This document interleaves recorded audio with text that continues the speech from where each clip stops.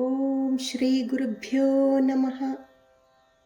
శ్రీమన్నారాయణీయం దశకం 53 ధేనుకాసుర వధ వర్ణనం.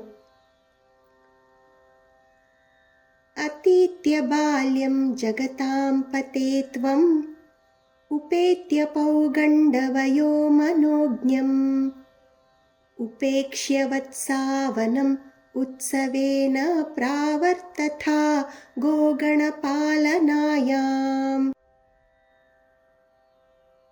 ఉపక్రమస్యానుగుణైవ సేయం మరుత్పురాధీశ తవ ప్రవృత్తిః గోత్రాపరిత్రాణకృతేవ తీర్ణః తదేవ దేవ ఆరభతాస్తదాయత్.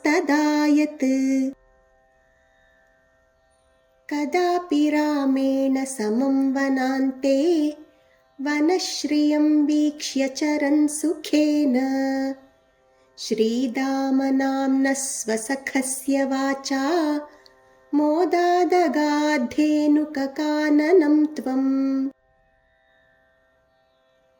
ఉత్తాలతాళీ నివహేత్వదుక్త్యా బలేన ధూతేథ బలేన దోర్భ్యాం మృదుః ఖరశ్చాభ్యపతత్పురస్తాత్ ఫలోత్కరోధేనుకదానవోऽపి.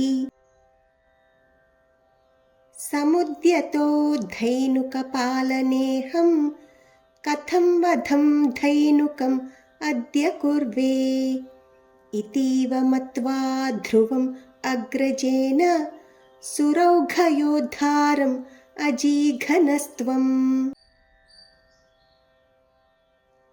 తదీయభృత్యానపి జంబుకత్వేన ఉపాగతాన్ అగ్రజ సంయుతస్త్వం.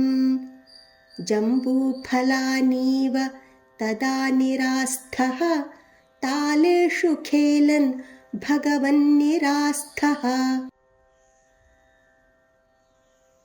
వినిఘ్నతి త్వయ్యథ జంబుకౌఘం సనామకత్వాత్ వరుణస్తదానీం. భయాకులో జంబుకనామధేయం శ్రుతిప్రసిద్ధం వ్యధితేతి మన్యే.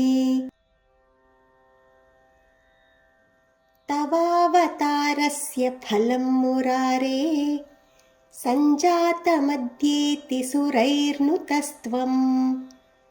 సత్యం ఫలం జాతం ఇహేతిహాసీ బాలైః సమం తాళఫలాన్యభుంక్తాః. మధుద్రవసృంతి బృహంతి తాని ఫలాని మేదో భరభృంతి భుక్త్వా. తృప్తైశ్చ దృప్తైర్భవనం ఫలౌఘం వహద్భిరాగాః ఖలు బాలకైస్త్వం. హతో హతో ధేనుక ఇత్యుపేత్య ఫలాన్యదద్భిర్మధురాణి లోకైః. జయేతి జీవేతి నుతో విభో త్వం మరుత్పురాధీశ్వర పాహి రోగాత్. శ్రీహరయే నమః. గోపికా జీవనస్మరణం గోవింద గోవింద. ఓం తత్సత్. సర్వం శ్రీకృష్ణార్పణమస్తు.